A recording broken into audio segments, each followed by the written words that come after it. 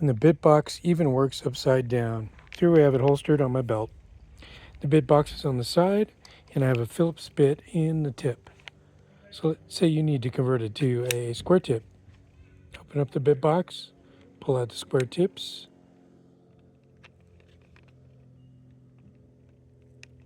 pull out a square tip, pull the Phillips out, put it in, put your Phillips back in your rack, close the BITBOX, and you're ready to go. Yeah, let's get it. Drill on the hip, can't be slow with the mission. All my bits locked in perfect condition. No more dropping screws, no more wasted minutes. This little BITBOX got no limits. Tough as nails, yeah, the build is major. Never gotta search, stays attached to the chaser. BITBOX keeps my paper up.